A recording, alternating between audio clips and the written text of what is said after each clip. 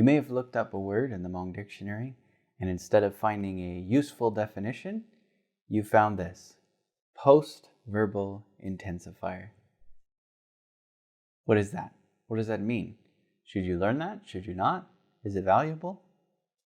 A post-verbal intensifier is a word in Hmong that adds meaning, feeling, color, and intensity to Hmong verbs and adjectives. It's really what gives life and depth to the Hmong language, so they're very useful to learn.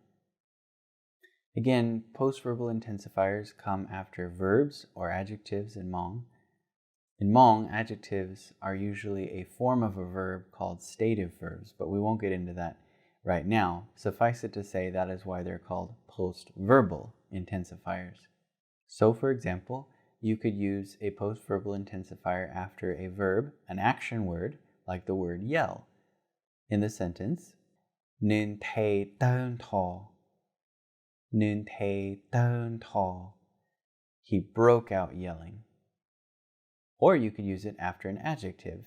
Again, an adjective is a word that describes the quality of a noun, and a noun is a person, place, or thing. So in the following sentence, you could use it after the adjective, as in Lun du du gia. Lun du du gia. You would not use a post-verbal intensifier after a noun. Again, a noun being a person, place, or thing. So for example, the sentence Nhu plao. That's not anything. That doesn't make any sense. Don't say that. It's weird. There are many, many, many post-verbal intensifiers. Like a lot.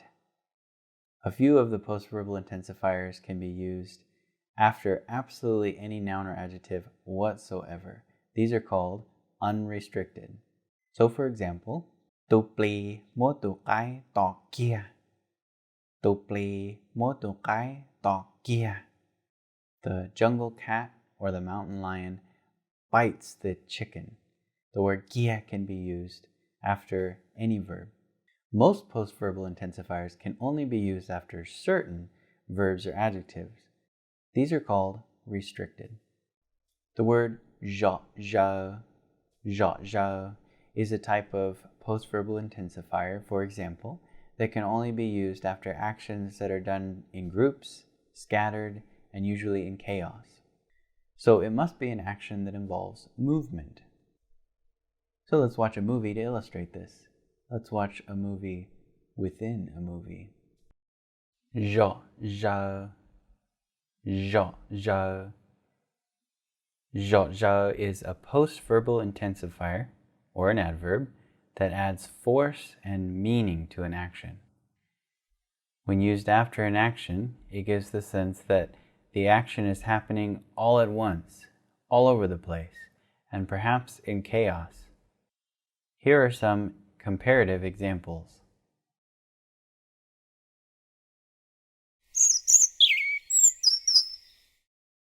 Tu nong qua. Tu nong qua. The bird chirps.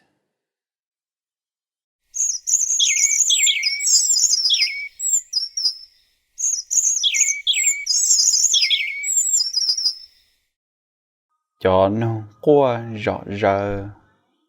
Chó nong qua rõ rờ. The birds are all chirping together. Nư khía.